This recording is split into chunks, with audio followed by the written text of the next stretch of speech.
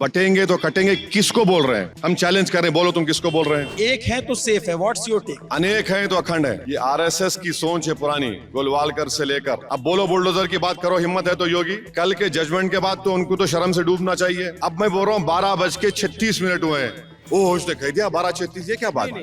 एक होता है, आपने बोला 12:36, एक आपने कहा 15 मिनट बाकी है और फिर पब्लिक चेयर कर रही है। देखिए मैंने कहा कि अभी 15 मिनट बाकी है और मीडिया को कहा कि 9:45 और घड़ी देखो। चील उड़ी तो बोलेंगे भैंस उड़ी। ये कैसी बात है? बोलिए आप। निकाह होना चाहिए, निकाह के बाद औलाद जब पैदा होगी, अब्दुल्ला होगा या फातिमा होगा, जब डिसाइड करेंगे नाम रखना, तो 20 तारीख को निकाह होगा। 23 को क्या नतीजा आएगा जब देखेंगे।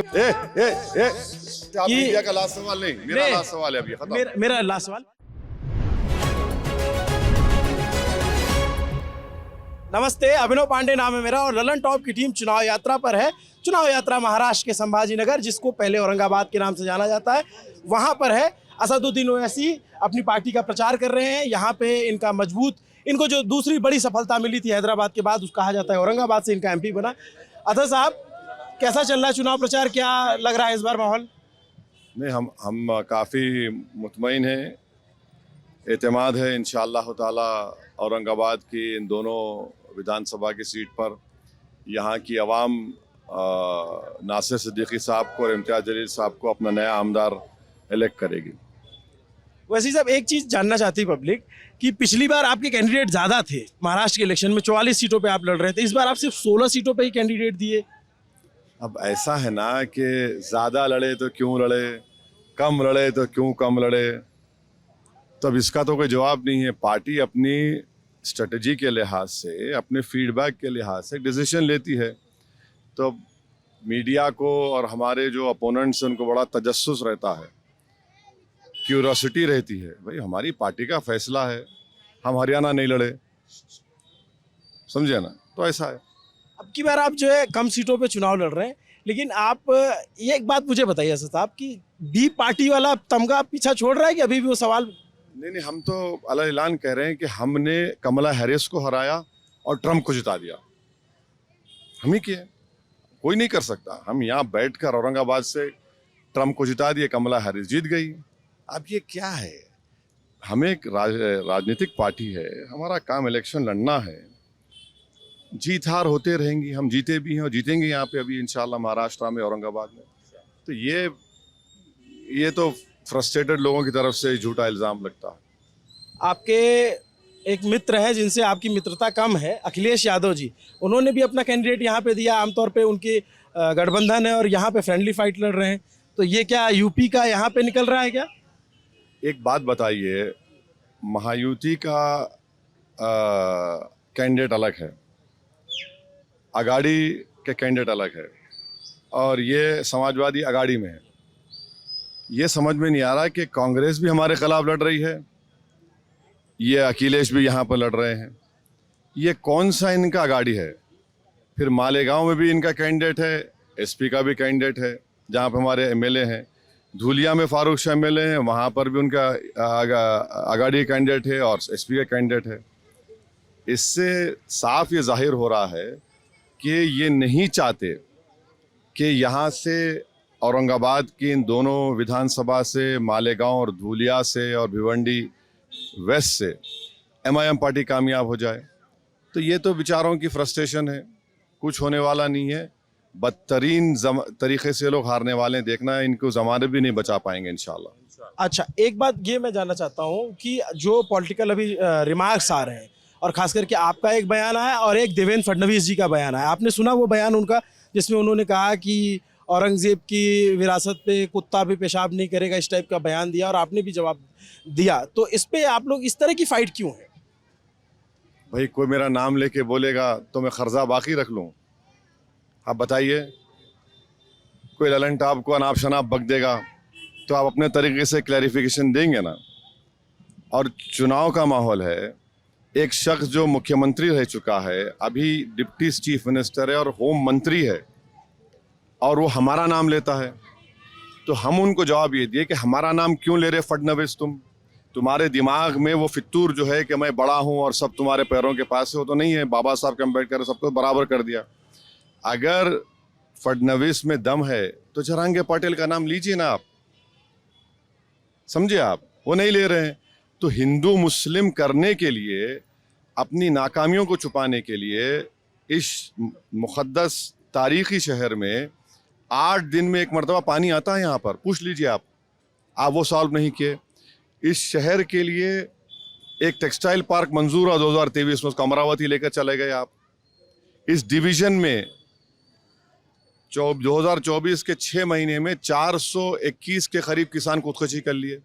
आप उसके बारे में बात नहीं करते, मराठा आरक्षण के बारे में बात नहीं करते, किसके बारे में बात करते? अब्दुल्ली भाई ओवैसी के बारे में बात करते। तो ये उनका ये उसको कम्युनल करना, हिंदू मुस्लिम करने की कोशिश कर रहे हैं। वो तो आप पे भी आरोप लगाते हैं कि आप हिंदू मुस्लिम करते हो, क्योंकि आप अपने कैंडिडेट सिर्फ मुस्लिम सीटों पे देते हो जहाँ पे मुस्लिम बाहुल्य है। एक बात सुनिए, जो लोग आईने में चेहरा अपना देखेंगे ना, तो बहुत दागदार नजर आएगा चेहरा बीजेपी वालों को। आप तो एक मुसलमान टिकट नहीं देते, आपको एक मुसलमान एमपी नहीं है, और आप तमाम ने मिलकर, तमाम कम्युनल सो कॉल्ड सेकुलर मिलकर इम्तियाज जलील को आपने हरा दिया इस पार्लियामेंट की सीट से। अपना गिरेबान झांक कर भी तो देखो। आपने तमाम कमियां गिनाई कि इस लोकसभा में या इस क्षेत्र में काम नहीं। आपके भी तो एमपी थे, उन्होंने क्या किया फिर? जितनी उनको एमपी लैट फंड थे, आप चेक कर लीजिए, आपके पास तो फैक्ट सिस्टम है। इम्तियाज साहब ने अपना पूरा पैसा इस्तेमाल किया भाई। 5 साल में जितना उनका एमपी लैट फंड था उन्होंने पूरा इस्तेमाल किया, और इस शहर में, औरंगाबाद के शहर में इस्तेमाल किया, ग्रामीण के विधानसभा में इस्तेमाल, बराबर इस्तेमाल किया। मगर सवाल ये, जो लोग सत्ता में है, आप अस्पताल में वैकेंसी के लिए इम्तियाज जलील को कोर्ट को जाना पड़ा, पीएमएवाई के घरों के लिए इम्तियाज जलील लड़ना पड़ा। ये कर रहे हैं। ये इम्तियाज जलील साहब आ गए, आपके कैंडिडेट। नमस्ते, आपसे भी बात करेंगे इत्मीनान से। बात खत्म करिए, बस 2 मैं रिमार्क आपसे और लेना चाहता हूँ। एक बयान प्रधानमंत्री की तरफ से आया, एक है तो सेफ है, व्हाट्स योर टेक? अनेक हैं तो अखंड है। ये आरएसएस की सोच है पुरानी, गोलवालकर से लेकर, कि इस देश को, वो जब एक की बात करते ना, तो वो डाइवर्सिटी को ख़त्म करना चाहते हैं। इस मुल्क की ताकत और ख़ूबसूरत ये है कि यहाँ पर डाइवर्स कल्चर है, डाइवर्स रिलीजन है, डाइवर्स लैंग्वेजेस हैं। ये आरएसएस की शुरू से एक कोशिश है कि एक के नाम पर सबको ख़त्म कर दो। अनेक हैं तो अखंड है, संविधान है तो सम्मान है, अंबेडकर की सोच जिंदा है तो गोडसे मुर्दा है। और ये एक किसको बोल रहे हैं? बताइए हमको, प्रधानमंत्री बताए देश को, एक किसको बोल रहे हैं? देश के एक होने की बात नहीं कर रहे हैं, उनकी जो आइडियोलॉजी को मानने वाले हैं उनको बोल रहे हैं। देश से मुखातिब नहीं है प्रधानमंत्री मोदी। इसलिए नहीं है क्योंकि पार्लियामेंट के इलेक्शन में उन्होंने कहा था मुस्लिम खवातीन ज़्यादा बच्चे पैदा करते महिलाएं, हिंदू बहनों गलों से मंगलसूत्र निकाल कर मुसलमान खवातीन को दिया जाएगा, महिलाओं को दिया जाएगा, भैंस छीन कर दिया जाएगा। अब ये उन्होंने कहा था जिनके ज्यादा बच्चे। ना, नहीं, अब आप इस क्लैरिफिकेशन मत दीजिए। मैं उनका कोट कर रहा हूं। मैं क्यों क्लैरिफिकेशन? उनका कोट ये था कि मुस्लिम महिलाएं ज्यादा बच्चे पैदा करती हैं। कहाँ पैदा करती हैं? TFR रेट तो सबका गिरा, ज्यादा मुसलमानों को गिरा है। अब अमित शाह बोल रहे कि वक्फ की जमीन को वक्फ जमीन सब वक्फ करके छीन लेंगे। तो ये इनका हमेशा का झूठा प्रोपेगेंडा है, और मैसेज ये देना चाहते हैं कि देखो मुसलमान है से डरो। ये मैसेज है उनका। एक बयान योगी आदित्यनाथ का भी आया, बटेंगे तो कटेंगे। हाँ, इस पर आपका क्या कहना? अब योगी बोले बुलडोजर के ऊपर। कल सुप्रीम कोर्ट का जजमेंट आ गया, गाइडलाइंस फ्रेम कर दिए गए, आर्टिकल 142 के तहत सुप्रीम कोर्ट का जजमेंट लॉ बन चुका है। अब कौन सा ऑफिसर इनके अनकॉन्स्टिट्यूशनल ऑर्डर को फॉलो करेगा? प्रधानमंत्री ने भी बुलडोजर को सेलिब्रेट किया था। इसी महाराष्ट्र में मुंबई के करीब कौन सी जगह है जहाँ फसाद हुआ था, जो बुलडोजर तोड़ दिए? नहीं, एक जगह है, हाँ, मीरा रोड में आपने बुलडोजर तोड़ दिए। अब चलाओ, अब बोलो बुलडोजर की बात करो, हिम्मत है तो योगी। कल के जजमेंट के बाद तो उनको तो शर्म से डूबना चाहिए कि आपने इलाहाबाद में पत्नी के नाम पे घर है, हस्बैंड को देकर तोड़ दिया आपने, कितनों के घर तोड़ दिया आपने। तो ये जो आया है ना कल का सुप्रीम कोर्ट का जजमेंट, वो बता देगा, वो इनको आईना दिखा दिया है, और उसको कहा अनकॉन्स्टिट्यूशनल है। सुप्रीम कोर्ट का और एक वर्ड क्या है? The use of bulldozer shows the state of affairs in that state. इससे बढ़ के क्या होना चाहिए उनको? बताइए आप। अच्छा ये बटेंगे तो कटेंगे किसको बोल रहे हैं? हम चैलेंज कर रहे हैं, बोलो तुम किसको बोल रहे हैं? तुम देश को बोल रहे हैं? तो फिर चीन में 4 साल से चीन PLA आर्मी बैठी हुई है, वहां पर बात ही नहीं करते, वहां पर सांप सूंघ जाता आपको। 4 साल के बाद आप बोलते हैं कि हम पेट्रोलिंग करेंगे। भाई डेमचौक, डेमसॉक, पोंगसोंगसू लेक में बफर जोन आपने क्यों क्रिएट किया? वहां पर हम पेट्रोलिंग नहीं कर पा रहे बफर जोन में। आपने चीन को मसला लद्दाख का था, आपने अरुणाचल यांगसी में उनको पेट्रोलिंग राइट्स दे दिए, जबकि पार्लियामेंट में खड़े होकर राजनाथ सिंह ने कहा था यांगसी के बारे में अरुणाचल के चीन यूनिलैटरली तरीके से बॉर्डर चेंज कर रहा है। ये वहां पर नहीं बोलेंगे बटेंगे कटेंगे, सिर्फ जिसको अंग्रेजी में होता है डॉग विजिल पॉलिटिक्स है ये। मैं ये एक चीज़ जानना चाहता हूँ कि ये अगर आपको लगता है, मैं आखिरी सवाल है, एक तो मैं आपके जो छोटे भाई हैं उन्होंने सोलापुर की रैली की और उसमें उन्होंने मैं गया नहीं, उनका एक मैं भाषण देख रहा हूँ, नहीं गए थे, मैं गया था, कल गया था वहां पे मैं उनका एक महाराष्ट्र का एक स्पीच देख रहा जिसमें उन्होंने बड़े तंजिया अंदाज में कहा कि 15 मिनट अभी बाकी है। देखिए एक बात सुनिए, मैंने भी कल कहा 10 बजे ख़त्म करना पड़ता है।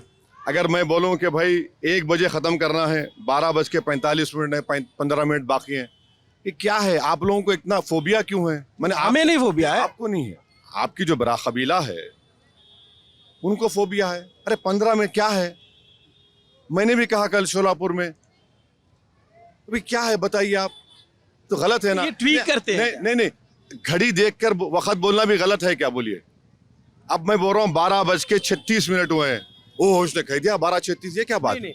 एक होता है आपने बोला 12:36, एक आपने कहा 15 मिनट बाकी है और फिर पब्लिक चीयर कर रही है। देखिए मैंने कहा कि अभी 15 मिनट बाकी है और मीडिया को कहा कि 9:45 हो, घड़ी देखो, घड़ी देखो आप। अरे हर चीज को आप लोग, अबे चील उड़ी तो बोलेंगे भैंस उड़ी, ये कैसी बात है? बोलिए आप, तो गलत है ना? नहीं तो गलत है ना? नहीं ऐसा तो गलत है ना, ये तो गलत है ना, ये तो ज्यादती है ये तो।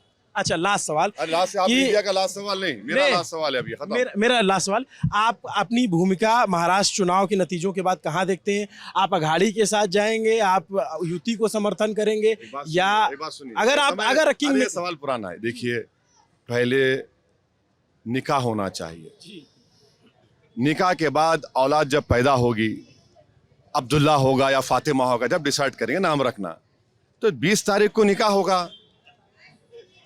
23 को क्या नतीजा आएगा जब देखेंगे। मगर आप हमारा रिकॉर्ड सुनिए, मैं इम्तियाज जलील MP थे 19 से 24 तक, बल्कि 2014 से 24 तक जो कोई बिल बीजेपी लाई हम चैलेंज कर रहे, हमने अपोज किया उसको।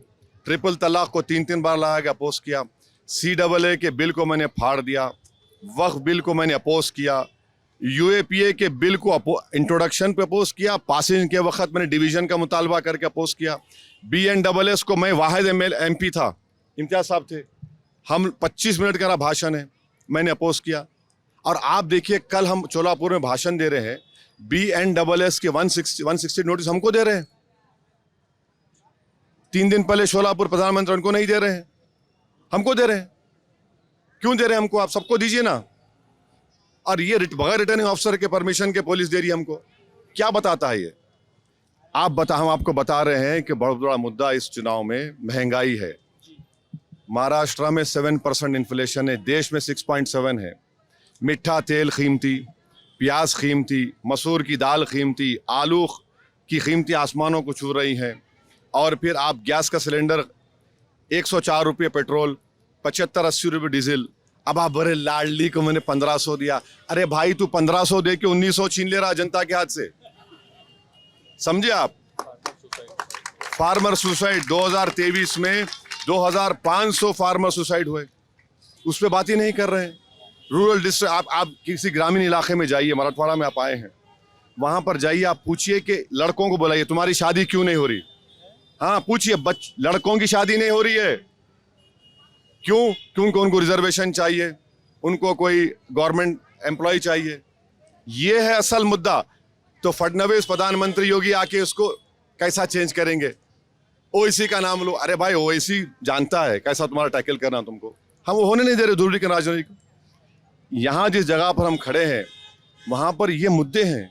मराठा रिजर्वेशन एक बहुत बड़ा मुद्दा है और हमारे विधायक जब जीत कर जाएंगे हम बराबर विधानसभा में लड़ेंगे मराठा रिजर्वेशन के लिए। Thank you. ये असदुद्दीन ओवैसी साहब जो यहाँ पे औरंगाबाद में रोड शो या पदयात्रा कर रहे हैं, इन्होंने समय दिया, अपनी बातें रखी, वादे दावे तमाम चीज़ें कहे और जो कम्युनल पॉलिटिक्स को लेकर के बात होती है उस पर भी बात की। आपका इस पे क्या सोचना है, क्या कहना है, कमेंट करके ज़रूर बताइए। और इनके जो बयान हैं, जो जिस तरीके की राजनीति है उस पर आप क्या सोचते हैं, कमेंट करके ज़रूर बताइए। नमस्ते, मेरा नाम अभिनव पांडे, मेरे साथ कैमरे के पीछे मेरे साथ ही मस्त मौला मोहन है जो आपके लिए वीडियो शूट कर रहे थे। देखते रहिए दी ललन टॉप। शुक्रिया।